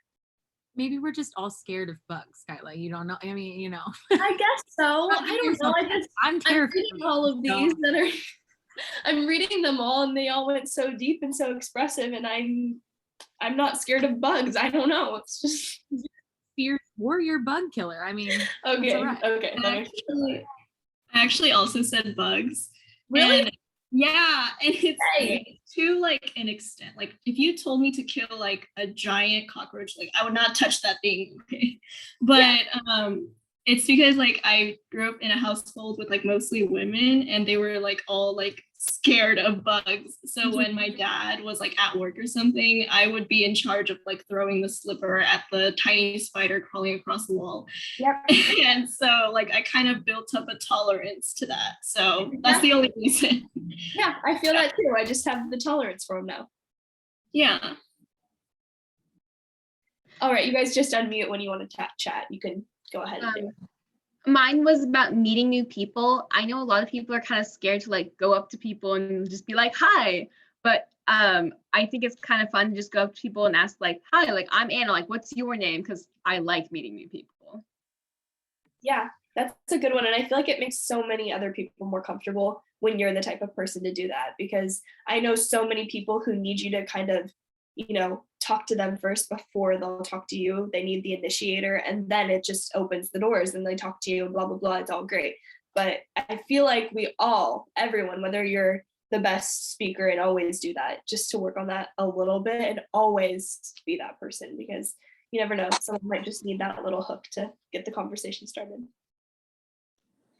Can I go next, please? Yeah. Okay. I have to agree with Anna. I said the same thing. I was like public speaking and just speaking to others. I've never had a problem with it. Ever since I was really little, I've always been able to like, use my voice. And I'm sure it's very obvious because I talk a lot. I like hearing myself talk a lot. So I've never had a problem with public speaking. It's always been like, Maddie, something's wrong with our food. Can you go and ask the server? Or can you do this? Can you do that? Can you go and ask the coach this? Because they never want to do it. But I've never really had a problem with it. And I think it's just kind of like a practice thing, a confidence thing. If you hold yourself in a certain way when you talk to others, people will respect you that way. Maddie, I literally wrote exactly, I said asking the waiter to change my order, because sometimes I feel like the mom of the group and they're like, oh, they got my drink wrong. I'm like, okay, that was actually 2 shots or 2 pumps of vanilla, not 1 or whatever. So yeah, that's what I wrote. I totally agree with you with being the mom of the group. That is me. And it's funny because I'll go through phases. Like if it's just me and my sister, I'll make her ask, because I'm like, no, you do it. And she has no problem. She's been like that since she was little. But then you put me in a group of other people, and if someone else is embarrassed to ask, I'm like, oh, I'll do it. I don't care. I'll do it. My mode changes when I'm with people that won't do the thing. I'll always do it. I don't know. That's just me. Can I go next? Yeah. So for me, I put change. I feel like I heard quite a like my friends and other classmates say like they're scared of like, for example, going to college and things are like changing. Everything is going to change about their life. I would say for me, I'm relatively more open to change because as a person, I tend to not like a very strict schedule where I do the same thing over and over again. Like from the small things of like my daily routine to like larger aspects of my life. I just don't really like it. I like more fun things, but ironically, I'm not a very spontaneous person. So I don't know how that makes sense, but usually I just like some new things that sparks up my life. So I would say, yeah, I'm pretty much not too afraid as like overall like average people about like changes. Yeah, I'm the opposite. I don't like change. I've never been good at it, even when I was little. I'd be in a gymnastics class and we'd have a substitute teacher for the day and I would not go in. It was just against everything for me. I didn't want to have something be different without me knowing about it. And my mom is the worst because she's the exact opposite of that. She won't tell me the change in plans until, 10 minutes before, blah, blah, blah. So that's great for you because I need to work on that. I am not good with change and I'm not good with little things changing or big things changing. It's not good for me. Anyone else? For me, I wrote commitment. I like in high school, I kind of realized that I never really had like an issues with just kind of like things being involved in something for a long time. Like I've been dating my boyfriend for almost 3 years. I apologize if that's like inappropriate, but commitment is just, I feel like something that my friends always complain about as well, and something that they're really scared of. But for me, I always see it as like, even if if you do something for a long time and it goes bad, you always learn something from it. So even from relationships that I've like been with for a long time, or even just with like friends, like even if it ended badly or whatever, like everything always comes down to like what you learn from it as like experience. So that's why I feel like I've never always been afraid of like staying in things for a long time. I like that. And I like your take on it, that even if you've been committed to something for a really long time and it doesn't work out in the end, that's a lesson in and of itself, that you spent the time to do the thing or learn about the thing or be with a person or be, whatever it is. And if something goes wrong in the end, it's okay. Everything's going to work out, and then you can look back and you can reflect on it. And I don't know, I really like that. All right, so if there's anyone else that wants to finish it up and wrap it up, feel free to unmute. But if not, oh yeah, go ahead. Yeah, sorry. So I want to try new foods and challenges. So my mom has always been a pusher, like she likes to push me to try like new foods because she's a huge foodie.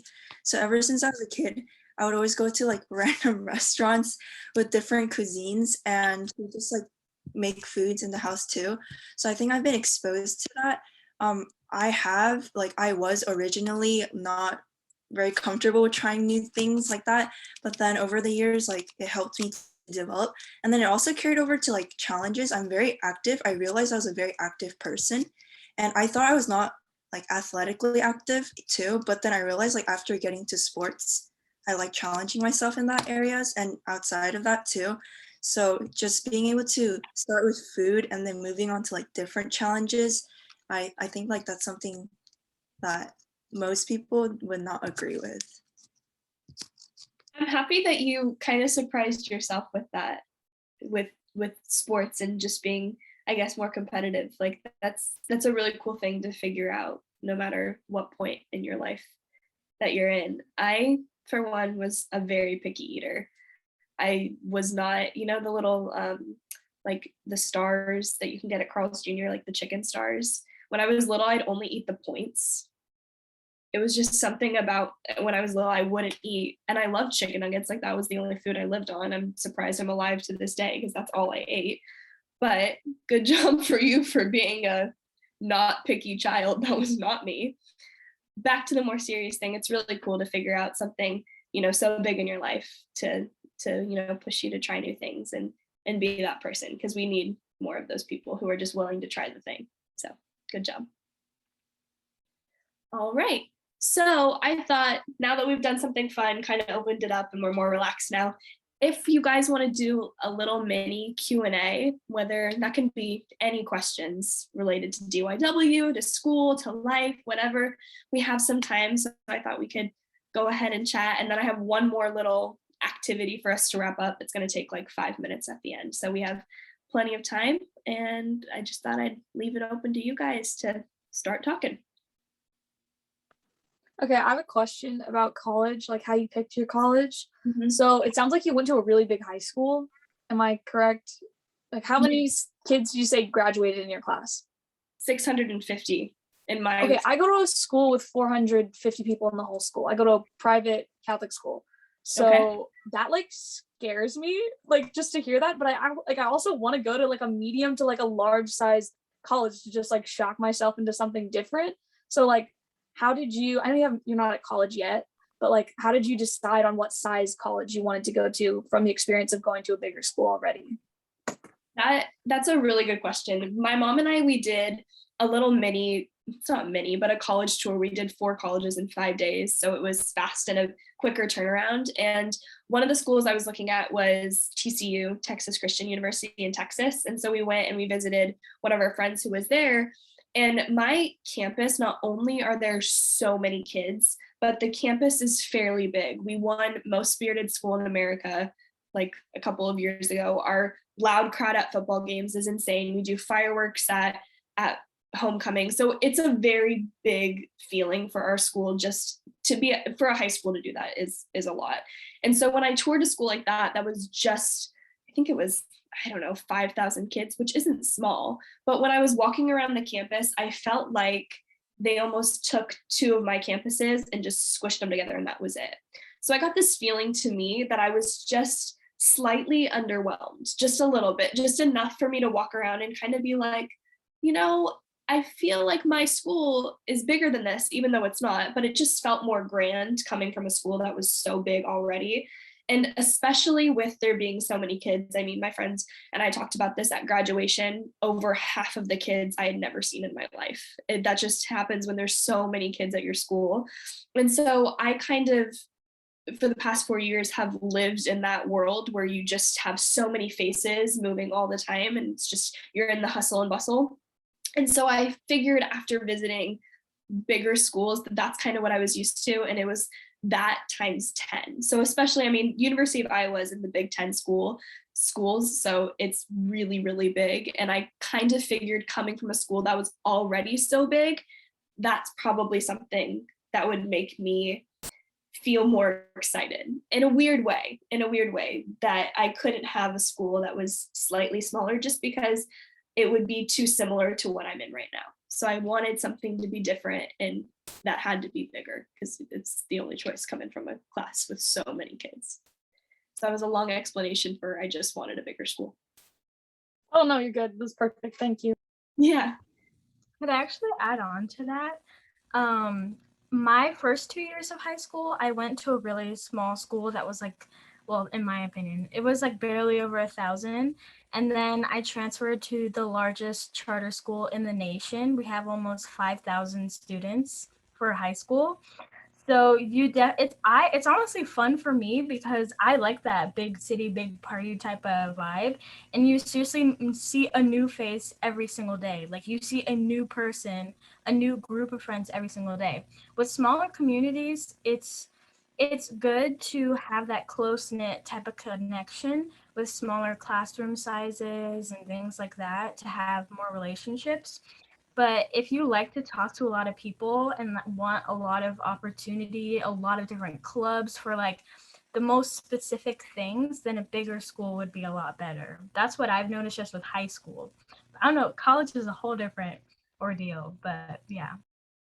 And I think big school and big classes are 2 very different things, because you can be in a classroom with over 100 kids and that changes the entire dynamic of how you learn. So another reason why I really liked Iowa is because in the tour and online, they were talking about the average classes for students was 25. So they have so many classes, but they try to keep the numbers really small. And I liked that because I come from a school where there's 50 kids in a class, and that can be very overwhelming and almost difficult to learn. So it's a thing to think about, how big you want your classes to be in addition to how big you want your school to be.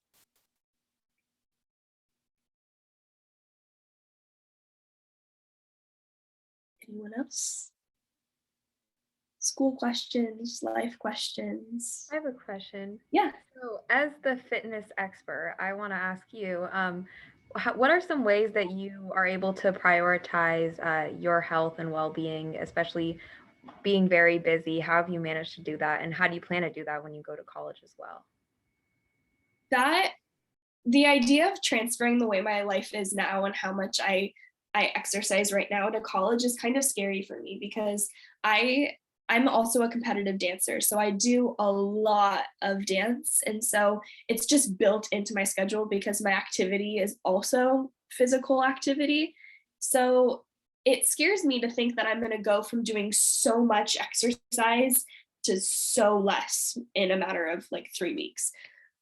One of my biggest things, especially over summer, because our classes change and everything else changes, just how you live your life in general, is prioritizing how I feel that day. So if I wake up that day and I am feeling not myself, I'm out of it, I don't feel like exercising is going to make me feel better, what I do is I try to look at my rest of my week. So I go, Skyla, you don't feel like it today. What about tomorrow? Is there time for you to do some sort of something tomorrow? And if there is, maybe I'll put it off for a day. But I've also found myself that even when I'm not in the mood to move, it always makes me feel better in the end to do some sort of movement, some sort of exercise. And so I always encourage everyone to, even when you're not in the mood to do it, just try a little bit. If you do 15 minutes and you're done, don't feel bad, don't beat yourself up. That was all you could do for that day, and you brush it off and move on.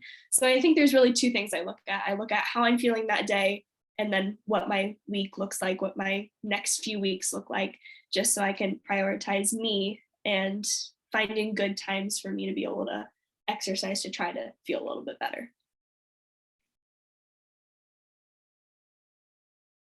Anyone else? I know I just talked, but I wanted to add to something real quick.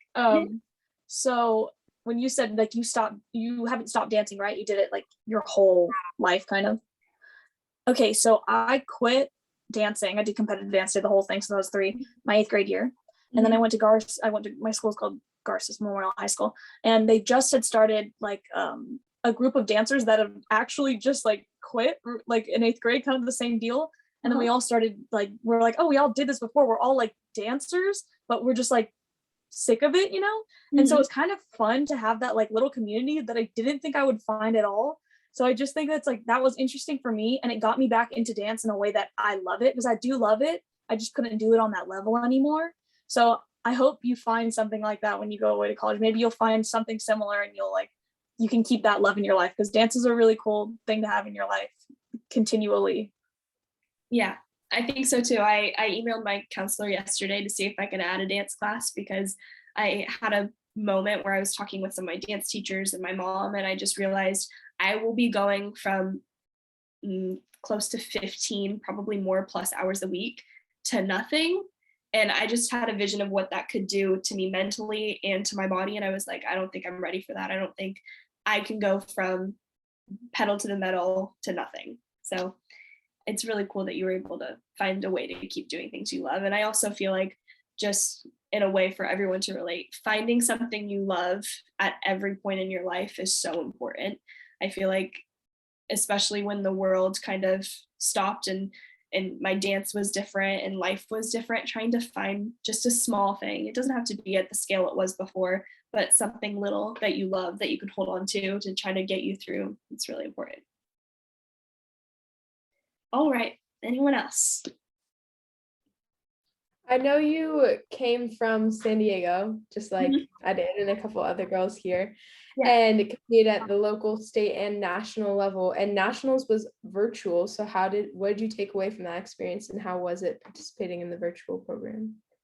I'm not gonna lie, it was harder, in my opinion. It was really difficult to go from an in-person, a live audience, real face-to-face time with the judges in my local program, and then for state and nationals to flip online. It was difficult, and it was almost a bit of a shock to my system, just because of when I feel like I'm at my best, it's when I'm in person with people. I feel like I can feed off the energy of the judges or an audience or even the people around me, and it helps me push myself to be my best. And I found that my motivation was kind of squashed a little bit because I wasn't having that face-to-face interaction and that motivation to keep me going. So I really had to find other ways to motivate myself to be my best. And so what I found is it kind of went hand in hand with me controlling the level of stress. So something like this can be so stressful just in and of itself. And then we also tend to be a group of girls who are already perfectionists and already people who put pressure on ourselves that we don't need the outside world to give us extra pressure. So what I was doing was, especially at nationals, and what I learned switching to online at state, was me remaining calm helped me so much. What I did was, especially before my interview and self-expression, I wouldn't come in my room because I knew I'd be doing an interview in the room, or I'd be giving my self-expression in the room. And so I'd go out in my kitchen, I'd talk with my mom for a little bit. I like laid flat on the floor and just breathed. I was like, you can do this, it's gonna be okay. And then I stood up, came to my room, did it, and left my room.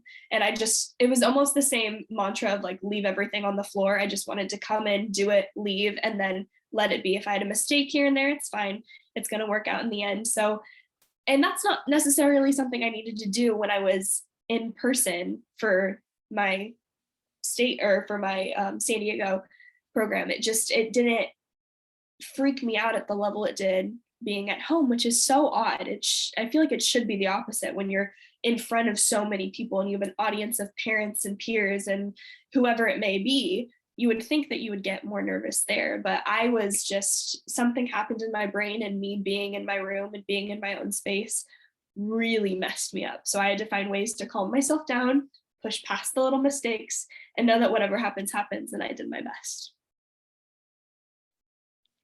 Yeah, so that's, if you can't tell, I'm a bit of a stress case. It's just my natural go-to. It's kind of what happens, and I'm sure someone can relate to that, but okay, anything else?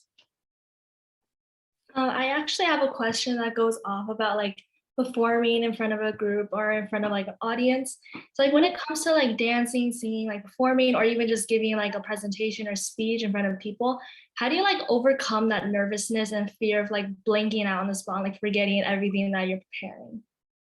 That, what you just said, is my go-to. I always think about what could happen and go wrong. And a lot of the times with performances or presentation, it's forgetting what you're going to say or what you're going to do. That's my automatic, like autopilot, is to just freak out.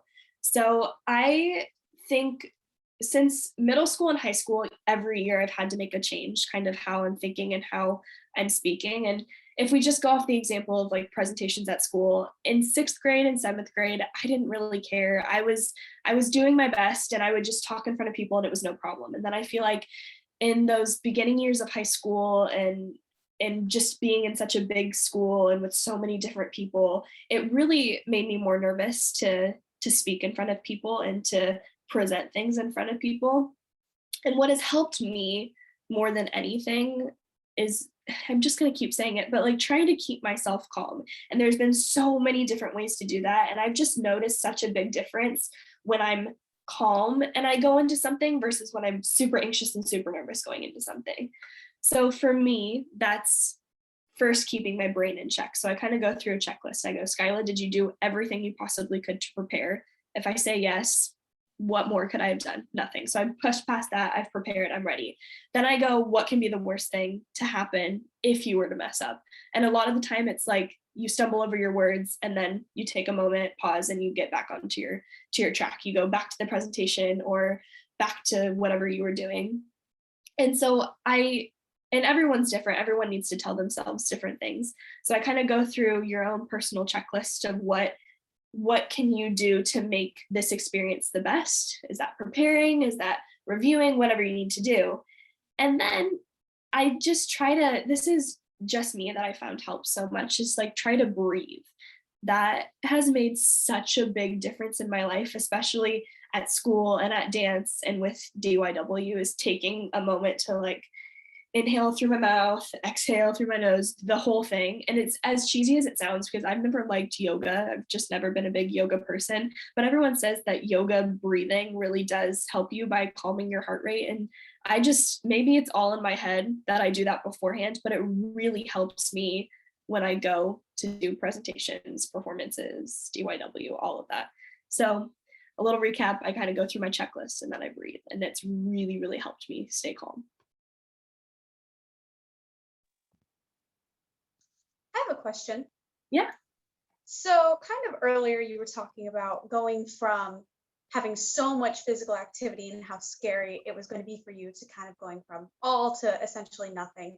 I'm kind of in the same boat, because for the past 6 years I've cheered, and cheerleading is not, it's not forever, obviously. So what advice would you give to someone who would want to remain active, but still wants it to be enjoyable? Yeah, I find myself very lucky. So I have grown up with a family of people who are very, very active, and they've always encouraged me to find things that I love that keep me active. So instead of thinking like, oh, I have to go to the gym and work out, and you're being unmotivated to do it, finding something that you like to do and that you can continue to do that doesn't feel like a chore, that feels more fun. And a lot of the time, it's going to take trial and error to figure out what that thing is. And I think a lot of what scares me going into school is just, I mean, it's just my body changing and not looking the way I want it to, or me getting sick because my body's not healthy. Like those things just naturally scare me. That's why I'm more worried about exercise. And I feel like when you find something you love, those worries go away because you know you're doing something good for your body for the long run. You know you're doing something good for your mind in the long run. And so I'm just going to say it's hard for everyone, but trial and error to find the thing that you can continue to do that doesn't feel like that you have to do it, that you have to get up in the morning to go work out, that you have to go for that run because, you know, exercise is good for you and that's everything that everyone tells you. So just finding that one thing that you can grab onto that is fun for you and enjoyable for you and just run with that. Absolutely. Thanks. Mm-hmm. I'm wondering, after attending or rather competing in the national program, what has been your biggest takeaway after, interacting with all of these accomplished women? I think I have always struggled with giving myself credit for things. I've never been good at taking compliments or acknowledging the good things that I've done, the impressive things that I've done. And I always feel weird saying that. I feel like I'm bragging whenever I win an award or do something really well in school. And you always have that moment where your mom's telling your friends about what you did and how great you are. And you're like, shh, mom, don't say that, blah, blah, blah. But it made me really uncomfortable. I didn't like not bragging about myself, but in a sense, telling people about what I did and what I accomplished. And one of the major things I learned from all 3 stages of the program is it's okay to accept the good things that happen to you and to share those good things and to share your accomplishments. And it's not you bragging, but just you worked hard. So you should be able to tell people what you did and how you got to that point without feeling guilty and without feeling showboaty and that you're bragging. So that was my one major takeaway, was just allowing myself that moment to tell people what I've done and what I've accomplished and how hard I worked to do the thing that I did. And I encourage you all to be able to learn from this experience, and that even getting here is a big deal. It's a big thing, and you should be really impressed with yourselves and, be okay with sharing that with people.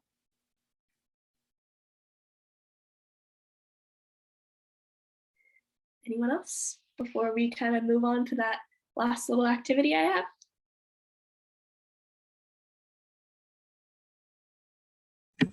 I don't know if a lot of your friends were going to like colleges in California, but if they are, like, how do you like choose to go to a school out of state when a lot of your friends are staying in state? Like, is that hard to do? I think it was a hard decision just in general for whether or not to stay in your home, even if it's your home state and you're going farther away, but staying home and going out. And I feel like a lot of the people I would talk to, it wasn't necessarily, oh, I'm staying here because I want to stay here and blah, blah, blah. Like you get that energy from people sometimes that they want to stay in the one place because it's comfortable. And oddly enough, I didn't get that from a lot of kids I was talking to if they were between schools in California versus a school out of state, or even 2 California schools. It was just more of where they felt most home. And they were pulled in different directions, whether or not to go to this place or that place or stay home or go away. And I feel like you really truly get a feeling of where you should be and where you're going to end up being. And it was hard for me to think of the idea of leaving my friends, of leaving my family. But I also had this mindset that it's 4 years of my life and that's it. And it can be even sooner if I need to make that change, if I need to go somewhere else in the end, that it's good to push myself a little bit even though some people could be staying here, my family's here, all of that. So just from talking to so many people, you find your place and you get this feeling of home, even if it's not where you live right now. And in the long run, you'll figure that out and you'll know where you should be. All right, if there's maybe one last quick question, we can go ahead and do that, or we can move on to the last little bit of this that I have. What was the most memorable part of your Distinguished Young Women journey? I remember my very first, this will be in my memory forever, my very first day at my local program. We walked through, we were at this, I don't know, it was kind of like a rec center in a way. So I had got there early with my 2 family friends that ran the program, and we were setting up. And then I remember a bunch of these girls coming in the doors and, setting our bags down. And it was weird. We didn't know any of them. It was like we were getting ready to warm up to each other. And then all of a sudden, I just out of the blue, we started talking, and it was like we were best friends for years. We were all having these conversations and we were getting so excited. When you have those moments where you're like, oh my gosh, yes, me too. Like you were having that conversation and getting so excited. And Diane and Larry, who ran the program, they looked over at us and they're like, what is happening? What's going on? We just had this moment of like, wow, look at it. We're all here doing this one thing. We don't even know what this program is. We don't even know what we signed up for, but this is such a good group of girls. And so that was probably why one of my favorite things was having these connections with these girls. But I loved that moment, and it's in my brain forever. So that was a good note to wrap up on. I have one last thing. I'm going to see if I can share my screen. It says I can't host disabled participant screen sharing because I think I joined as a participant. 1 second. I can also email you. It's just like a little like graphic thing so they can see the screen while they're doing. You should share now, I think. Okay. Perfect. Cool. Okay. Hold shift to select multiple windows. That's what I want to do.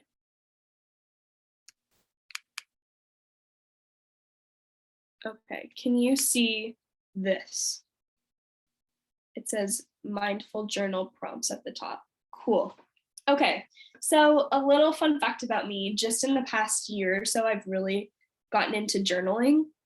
And I'm the kind of person who doesn't like to sit down and write about their entire day. I just think it's really time consuming and I don't have that time. So when I graduated, one of my dance teachers gave me this journal. I actually think it's right. Oh yeah, it's right here. She gave me this journal. And so I wanted to get back into it because I'd gone in and out for a few years. And I looked at Pinterest and all the blogs and things to try to figure out how I want to approach this new way of journaling. And so I became a big fan of the law of attraction. And I wanted to write things that I want to see in my life in the next few months, in the next year, and the next few weeks. And so I have like 3 or 4 little sentences that I write every morning. And instead of writing, I want blah, blah, blah, I write, I am blah, blah, blah. So for example, if you are someone who struggles with confidence and you want to become more confident, I would write down something like, I am confident, or I am growing more confident each day. You write that in your journal, nice, short and sweet. You close it, and then throughout the day, I kind of think about that. If there's something that I get nervous about and I'm trying to be more confident, I just remember you wrote it down in your journal, you're going to do it, it's going to be great. It's just a mindset thing, I think, for me. So I know journaling is not for everyone. I wrote down 5 short little sweet things. I thought we could wrap it up by maybe having you guys answer some of these. If you don't want to do it, that's okay. You can maybe pick one of them and write it down because journaling is not for everyone. But that was kind of my biggest change in the past few months and in the past year, is writing down these things. And then when I feel like that one sentence has started to become true in my life, so in a few weeks from now, in a few months from now, I'm this really confident person that I've been writing down, I can come up with a new sentence that I want to write down. And I can look back over my goals in the last few months and see if they're still in my life today. So maybe take a few minutes. It's just for you guys to kind of reflect and write down whatever you took away from this full day or from the last week or last month, whatever it may be. And then I'll sign off and you guys can go for your fitness rehearsal. I also have taken a screenshot of the prompts and can send that out afterward, just if you girls really like these journal prompts and want to have them for later. Cool, thank you.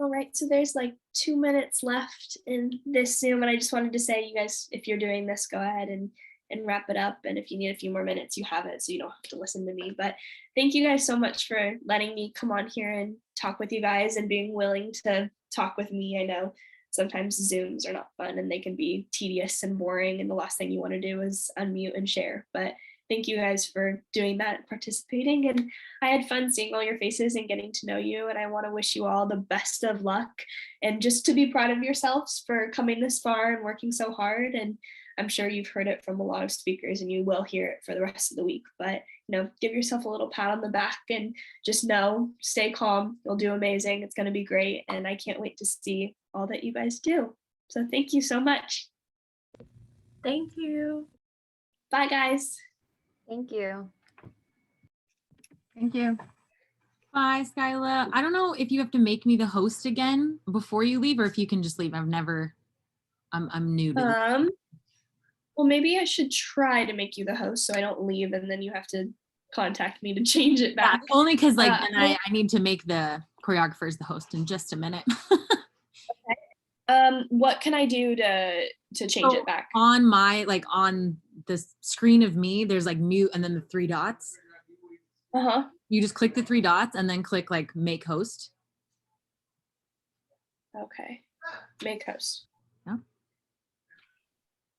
All right. Thank you. Okay. Great. All right. Well, thank you again. Bye, everyone. Thank you, Skyla. Thank you so much. Have a good one. We wish you luck in college and thank you. Thank you.